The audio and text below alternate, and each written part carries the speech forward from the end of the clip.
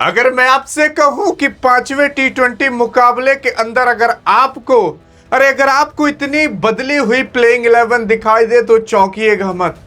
क्योंकि अभी तक टीम इंडिया के हर गुण और सूत्र इस्तेमाल कर लिए जा चुके हैं।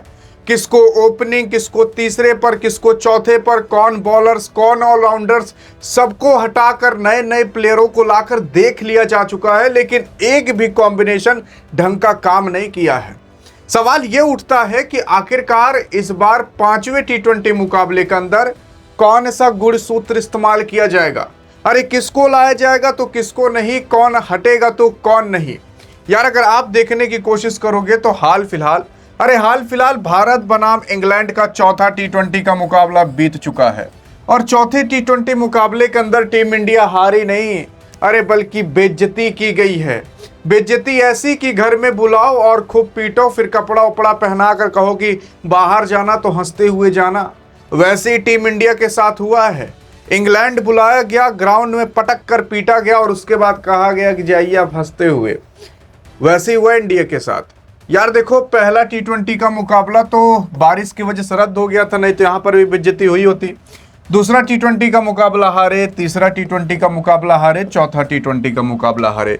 कभी केवल 76 रन मारे तो कभी 13 ओवर में हारे, ऐसे ही हारते चले जा रहे हैं। सवाल यह उठता है कि अब 5वें टी20 मुकाबले में क्या। 5वां टी20 मुकाबला टीम इंडिया अपनी लाज बचाने के लिए खेलेगी। और अगर बचा पाई वो तो बड़ी बात है, कहीं क्या पता बचा ही ना पाए। 5वां टी20 का मुकाबला 11 जुलाई को होने वाला है, 7 बजे से चालू होगा साउथहैम्पटन के अंदर।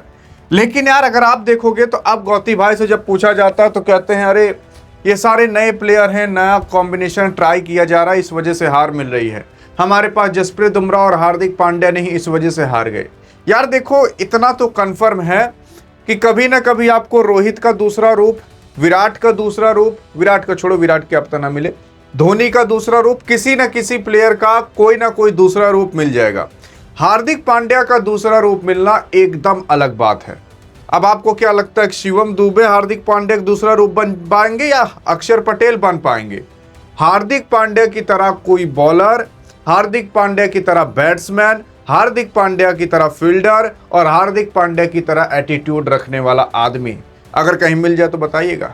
अरे मुझे तो लगता है बीसीसीआई को पूरा एक चिट्ठी डाल देनी चाहिए भारत में कि हमें हार्दिक पांड्या जैसे प्लेयर की जरूरत है।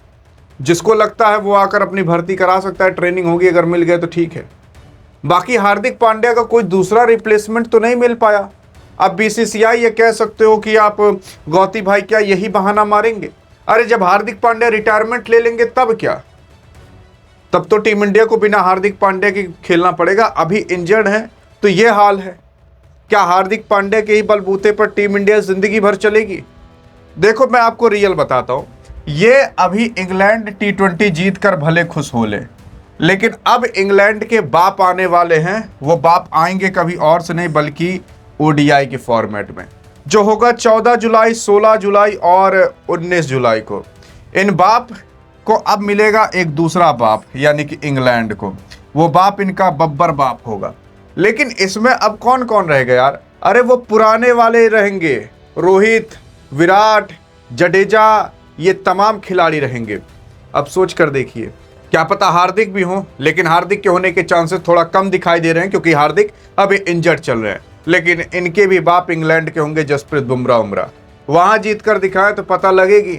असली मुकाबला तो अब चालू होगा, कभी और से नहीं बल्कि 14 जुलाई से 16 जुलाई को, फिर 19 जुलाई को 5:30 बजे, 5:30 बजे और एक मुकाबला 3:30 बजे होगा।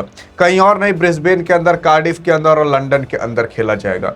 तो ये मुकाबला देखने में मजा आएगा। ये तो अभी बच्चों के साथ खेल करके इन लोगों ने निकाल दिया।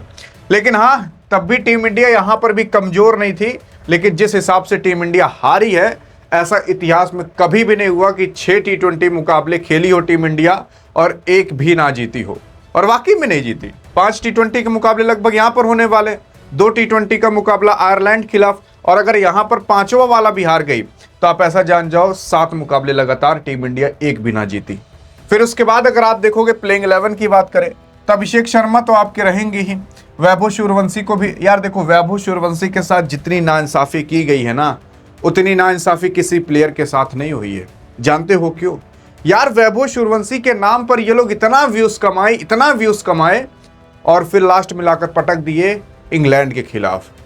अब आप खुद सोच सकते हो, एबी डिविलियर्स, रवि शास्त्री जैसे बड़े बड़े प्लेयर कह चुके थे कि वैभव सूर्यवंशी को आयरलैंड के खिलाफ खिलाना चाहिए था, इधर बैठा देते चलता, उधर खिलाना चाहिए था, लेकिन उधर माहौल बनाने के लिए, पैसा छापने के लिए ये लोग खिलाए नहीं, इंग्लैंड के खिलाफ लाकर पटक दिए। फिर उसके बाद यहां पर कहा जा रहा है कि ईशान किशन और आपके कोई और नहीं बल्कि श्रेयस अय्यर, देखो अब इनको ये मतलब इनकी मजबूरी बन चुकी है कि संजू को खिलाएं। अब संजू को फ्लॉप कराने के लिए कैसे खिलाएंगे जानते हो? देखो इसके बाद आएगा ओडीआई का मुकाबला, इसके बाद आएगा जिम्बाब्वे के खिलाफ मुकाबला, टीम इंडिया का ही।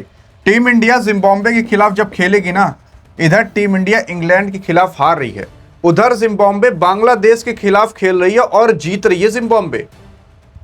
अब संजू को जिम्बाब्वे के खिलाफ रखा ही नहीं गया, अब संजू को एक मुकाबला यही पांचों वाला खिला देंगे। अब संजू के ऊपर इतना प्रेशर होगा कि एक मुकाबला बाकी है, यही इसी मुझे चलना है, और अगर नहीं चला तो जिम्बाब्वे के खिलाफ मैं हूं नहीं, और नहीं चला तो इन लोग के पास भी बहाना हो जाएगा कि देखो खिलाए थे चले ही नहीं।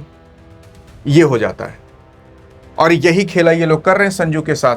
अब संजू को कोई एक किसी ना किसी स्ट्रेटजी की मदद से निकालना है तो ये लोग निकालने की पूरी प्लानिंग बना रहे हैं।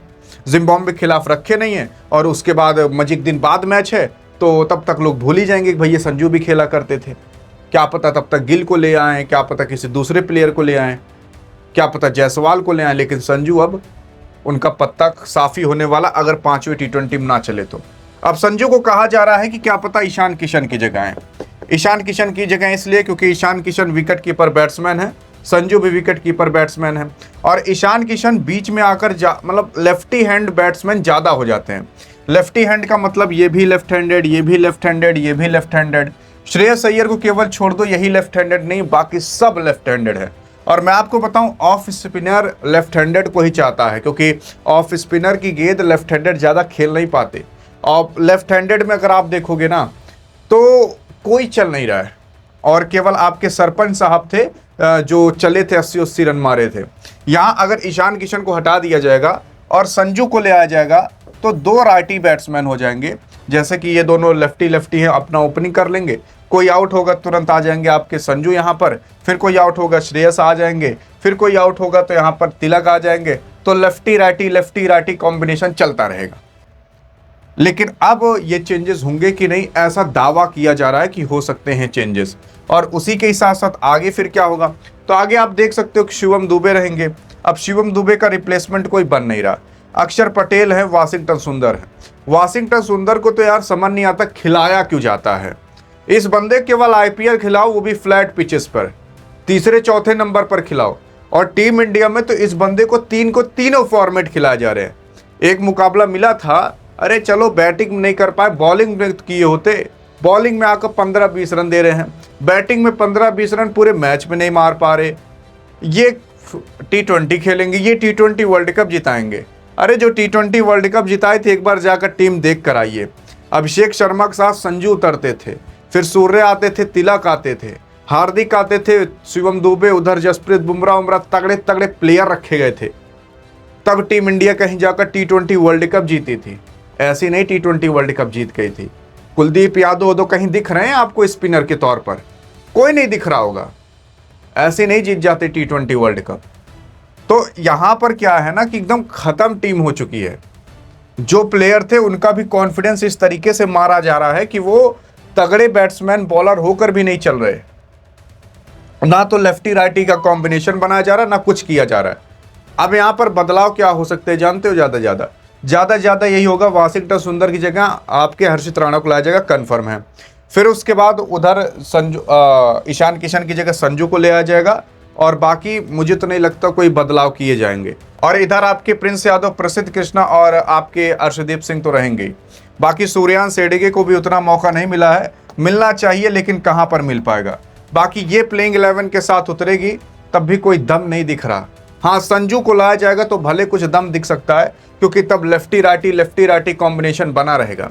यार संजू मुझे समझ नहीं आ रहा कि वो T20 वर्ल्ड कप जिताया, 1-2 मुकाबले फ्लॉप हो गया, उसको निकाल दिए। ईशान किशन पूरा पूरा आयरलैंड फ्लॉप हुआ, पूरा पूरा इंग्लैंड फ्लॉप हुआ, तब भी इसको बैठाया नहीं गया। तिलक वर्मा पूरा पूरा आयरलैंड फ्लॉप हुआ, पूरा पूरा T20 मतलब इंग्लैंड फ्लॉप हुआ, तब भी नहीं बैठाया गया। मतलब सब फ्लॉप हुए लेकिन किसी को बैठाया नहीं गया, केवल संजू को छोड़ करके। अब संजू से पता नहीं कौन सी दुश्मनी है इन लोगों को, और पता नहीं किस जन्म का बदला निकाल रहे हैं। बेचारा आराम से खामोश बैठा रहता है। सोचो यार उसका क्या मतलब क्या रिएक्शन होगा। अभी हाल फिलहाल देखा जाए तो विराट कोहली का रोल अदा करता है संजू यहाँ पर, और उतने बड़े प्लेयर को तो आप बैठा रखे हो, सबसे बड़ा और एक्सपीरियंसदार प्लेयर वही है अभी यहाँ पर, लेकिन उसको बैठाए हैं। बाकी आपको क्या लगता है कि गौती भाई अपने अकड़ से बाहर आएंगे कि नहीं, देखते हैं आपको क्या लगता है। अधिक जानकारी चाहिए तो इस वीडियो में मिलते हैं, तब तक के लिए जय हिंद जय भारत।